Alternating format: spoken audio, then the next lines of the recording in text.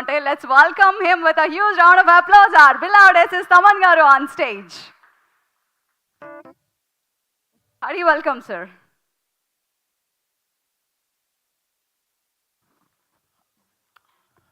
నేను మరీ ఆయన సార్ లాగా అంత స్ట్రాంగ్గా గట్టిగా అంత మాట్లాడలేను. చూడ్డానికే గట్టిగా ఉంటాను తప్ప లోపల చాలా మెత్త ఫెలో నేను. లాస్ట్ టైం ఇక్కడ ప్రోగ్రామ్కి వచ్చినప్పుడు ఒక భయం, ఎలా ఈ ప్రోగ్రామ్ సక్సెస్ఫుల్గా చేయాలని, బికాస్ అది మేడం పెట్టిన ఒక కృషి, ఆవిడ సంకల్పం అది. అది ఆవిడని చూసిన వెంటనే అది నాకు it hit my heart. So డెఫినెట్గా ఈ ప్రోగ్రామ్ సక్సెస్ఫుల్గా అవుతుందని. సో నాతో పాటు నా టీం డే నైట్ కష్టపడి ఈ షోని చాలా సక్సెస్ఫుల్గా చేశారు.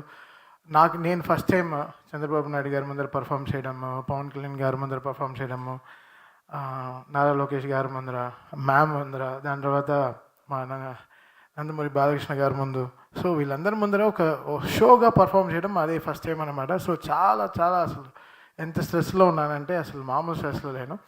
సో ఆ రోజు ఒక భయంతో ఉండినాయని, ఈరోజు నాకు అది ఎంతో సాటిస్ఫాక్షన్ ఇచ్చింది.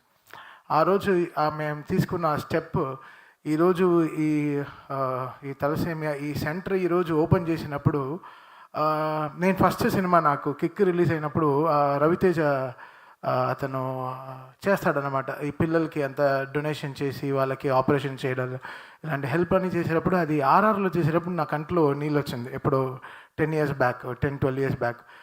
అది మళ్ళీ ఈరోజు సేమ్ నాకు ఒక ట్రూ ఫీలింగ్స్ మళ్ళీ ఈరోజు అది ఒక లోకానికి మళ్ళీ